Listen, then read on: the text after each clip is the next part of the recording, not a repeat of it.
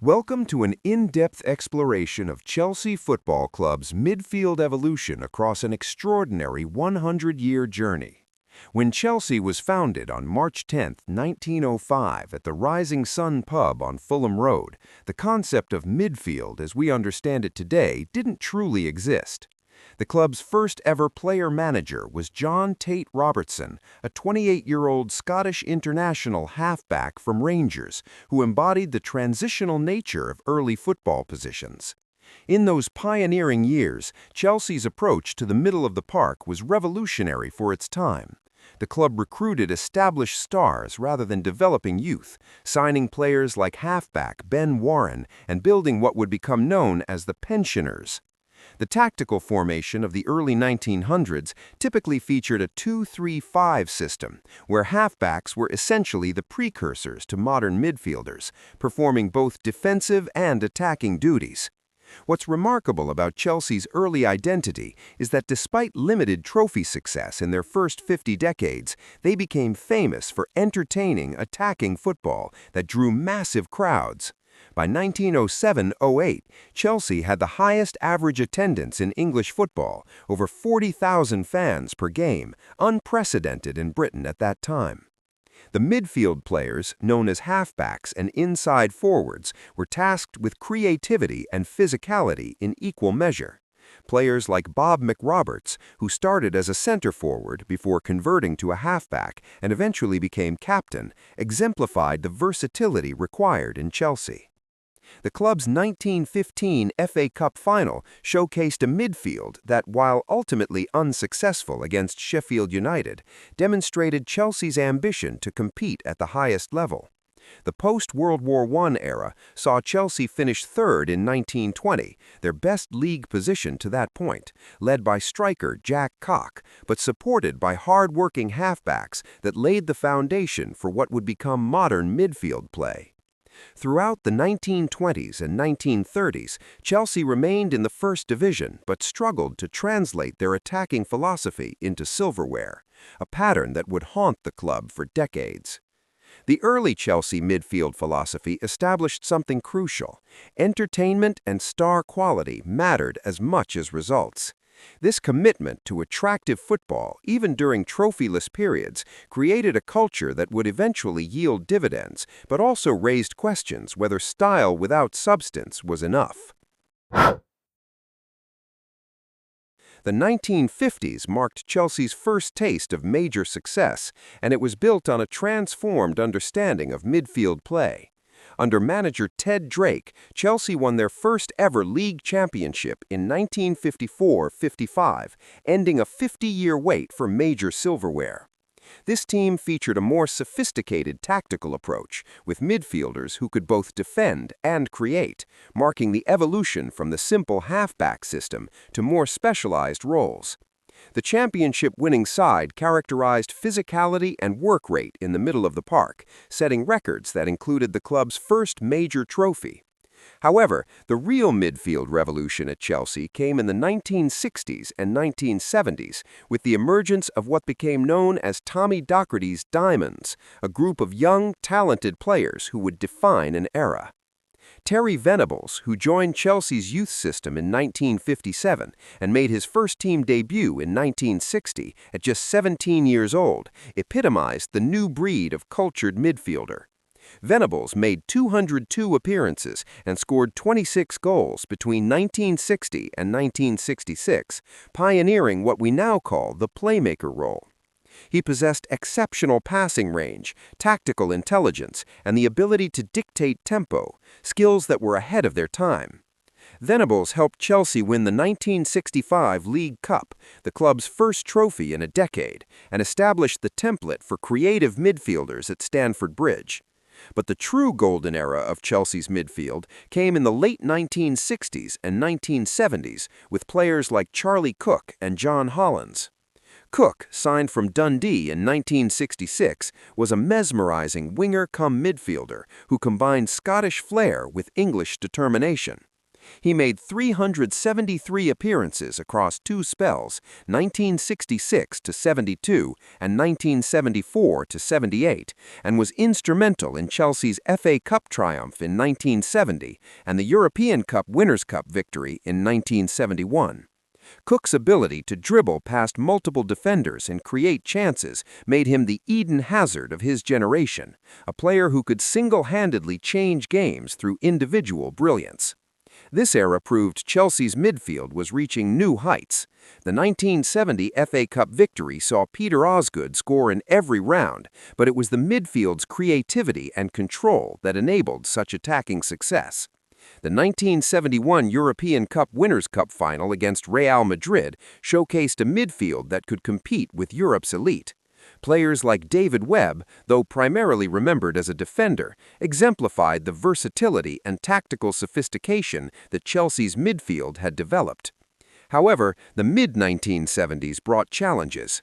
Despite the talent, Chelsea was relegated in 1975, a shocking fall that highlighted how even world-class individual midfielders couldn't guarantee success without proper team structure and financial stability.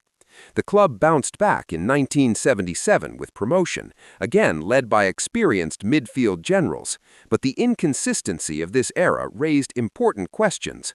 Was brilliant individual talent enough, or did Chelsea need systematic excellence? The 1980s and early 1990s represented a challenging period for Chelsea's midfield development. After the highs of the 1970s, the club found itself yo-yoing between divisions and struggling to establish a consistent identity.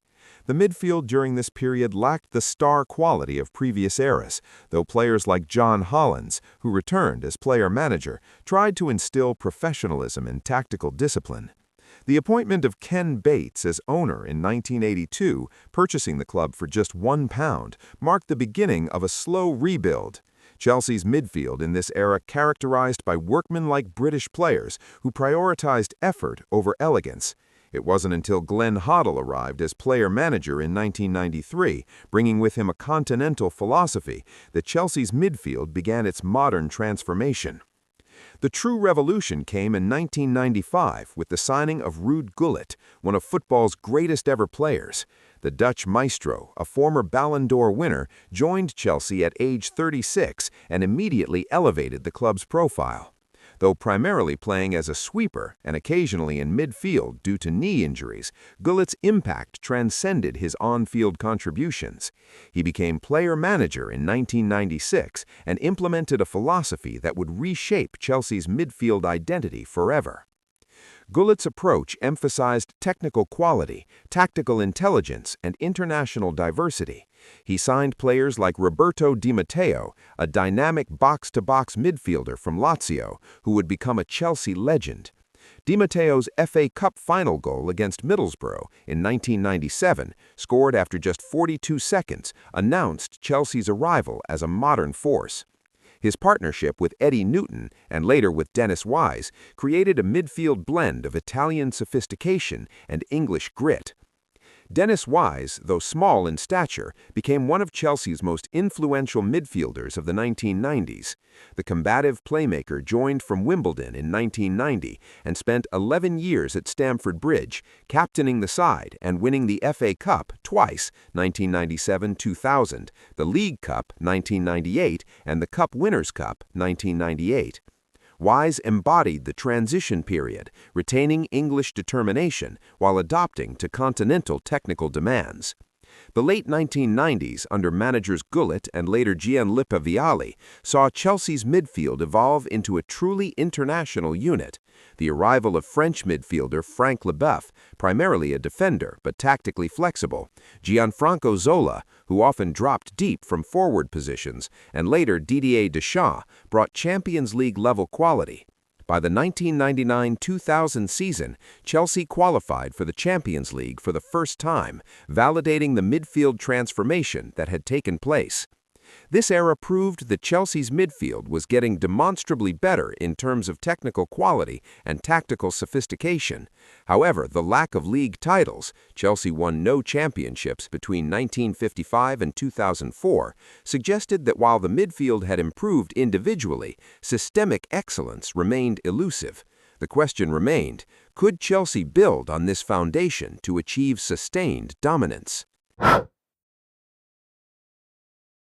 The arrival of Roman Abramovich in July 2003 transformed Chelsea from consistent top-four challengers into English football's dominant force, and nowhere was this more evident in the midfield. The Russian billionaire's investment allowed Chelsea to assemble what many consider the greatest midfield in Premier League history during Jose Mourinho's first spell, 2004 to 2007.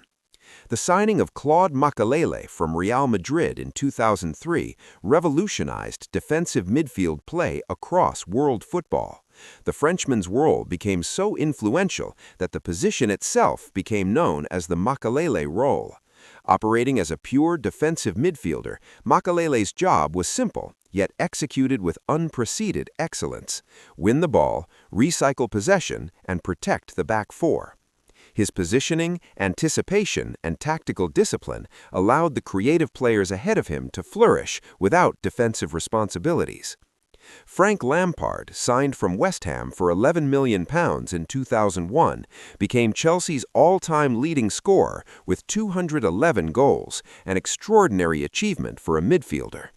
Lampard's ability to time runs from deep positions, score from long range, and contribute consistently across 13 seasons made him arguably Chelsea's greatest ever player. Between 2004 and 2014, Lampard scored at least 10 league goals in 10 consecutive seasons, a record unmatched by any Premier League midfielder. His partnership with Makélélé created the perfect balance: defensive security with attacking potency. The Mourinho-era midfield also featured Michael Essien, a Ghanaian powerhouse who combined physicality with technical quality.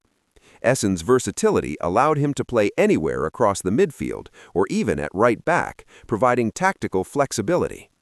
The 4-3-3 formation that Mourinho deployed, with Makélélé sitting, Lampard advancing, and a third midfielder, often Essien or Thiago Mendes, providing balance, became the blueprint for success. This midfield dominance yielded remarkable results: back-to-back Premier League titles in 2004 to 2006, with the 2004-2005 season seeing Chelsea accumulate 95 points and concede just 15 league goals, both Premier League records at the time. The midfield's control was so complete that Chelsea often won games simply by suffocating opponents in the middle third. The subsequent years saw this midfield evolve. Ancelotti's appointment in 2009 brought a more attacking 4-2-3-1 system, with Lampard joining forces with Michael Ballack, Florent Malandou, and John Obi Mikel. Chelsea became the first Premier League team to score 100-plus goals in a season, 2009-2010, winning the domestic double. The midfield had expanded its repertoire from Mourinho's defensive solidity to Ancelotti's attacking exuberance while maintaining championship quality. The 2012 Champions League triumph under Roberto Di Matteo showcased a different midfield quality: resilience under pressure. With Lampard aging and Essien injured, players like Ramires and John Obi Mikel stepped up in crucial moments.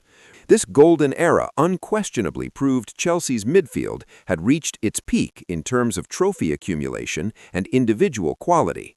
The question was whether such heights could be sustained. The departure of many Abramovich-era legends created a transitional period for Chelsea's midfield from 2013 onwards. Multiple managerial changes: Roberto Di Matteo, Rafa Benitez, Mourinho's return, Antonio Conte, Maurizio Sarri, Frank Lampard, Thomas Tuchel, Graham Potter, and Mauricio Pochettino created tactical inconsistency that affected midfield development and stability. However, certain signings proved transformative. N'Golo Kanté's arrival from Leicester City in 2016 for £32 million might be the most impactful midfield signing post-Makélélé. The French destroyer won back-to-back Premier League titles with different clubs, Leicester 2015-2016 and Chelsea 2016-17, a feat that showcased his individual brilliance. Kanté's ability to cover ground, win tackles, and intercept passes was so exceptional that teammates joked he played like two men. His partnership with Nemanja Matic under Antonio Conte in 2016-2017, operating in a 3-4-3 system with wingbacks, demonstrated tactical innovation that won Chelsea their fifth Premier League title. The Conte era, 2016 to 2018, showed that even without world-class attacking midfielders, superior tactics could create championship-winning football. Eden Hazard, though technically a forward, often dropped into midfield zones, while Cesc Fàbregas provided passing brilliance from deeper positions. This midfield diversity, Kanté winning balls, Matic providing physicality, Fàbregas delivering precision, and Hazard offering creativity, created a balanced unit that dominated domestically. Tuchel's arrival in January 2021 brought immediate success, with Chelsea winning the Champions League in May 2021. His 3-5-2/3-4-3 system featured a midfield three of Kanté, Jorginho, and Mason Mount that combined defensive solidity with progressive passing. Kanté's performances in the knockout stages, particularly against Real Madrid and Manchester City, were reminiscent of his peak years. Jorginho's regista role, controlling tempo and distributing from deep, showed that Chelsea's midfield could adapt to different philosophical philosophies while maintaining elite-level performance. However, from 2022 onwards, Chelsea's midfield entered an unprecedented period of uncertainty. The Todd Boehly Clear Lake Capital takeover in May 2022 triggered massive squad overhaul. The departures of Kanté, Jorginho, Matic, and Kovacic within a short period removed the midfield's experienced core. Young talents like Conor Gallagher showed promise but lacked the consistency of their predecessors. The 2022-23 and 2023-24 seasons saw Chelsea finish 12th and 6th respectively, their worst finishes since the pre-Abramovich era. The midfield struggled for identity, with multiple managers unable to create the cohesion that had characterized successful Chelsea teams. Players like Mateo Kovacic, later sold to Manchester City, Ruben Loftus-Cheek, and Mason Mount couldn't replicate the dominance of previous eras. This period raised serious concerns. Had Chelsea's midfield regressed? The answer was complex. The question wasn't whether individual players were good enough, but whether the club's structure could support midfield excellence. In January 2023, Chelsea broke the British transfer record by signing Enzo Fernández from Benfica for £106.8 million, having already spent £115 million on Moisés Caicedo and £58 million on Romeo Lavia in 2023. These three signings alone cost approximately £280 million, representing the most expensive midfield investment in football history. The question is, has this spending translated into midfield improvement? The 2024-25 season under Enzo Maresca showed promising signs. Chelsea finished fourth in the Premier League, securing Champions League qualification, and won the UEFA Conference League, their first trophy since the 2021 Champions League. The midfield combination of Caicedo, Fernández, and Cole Palmer, operating as an attacking midfielder, developed genuine chemistry as the season progressed. Moisés Caicedo emerged as Chelsea's Player of the Season, finally justifying his record fee. The Ecuadorian energy, ball-winning ability, and tactical intelligence drew comparisons to N'Golo Kanté at his peak. Palmer himself acknowledged after the Liverpool victory in May 2025, "When you have Caicedo in front of you, it's a dream. From the start of the season, he has been our best player." Caicedo's ability to play both as a defensive midfielder and right back when in possession demonstrated the tactical flexibility that modern Chelsea requires. Enzo Fernández showed significant improvement in his second full season, recording 17 assists across all competitions and becoming a consistent creator.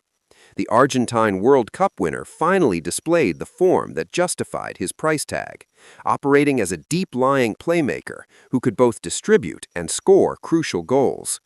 His partnership with Caicedo provided the balance Chelsea had lacked, defensive security combined with progressive passing. Romeo Lavia, when fit, added another dimension. His physical presence and technical quality complemented both Caicedo and Fernández, creating a midfield trio that could control games against elite opposition. The victory against Liverpool in April 2025, where all three started, one of only 6 times in 2 seasons, showcased their potential. However, Lavia's injury problems meant this combination appeared too rarely to draw definitive conclusions.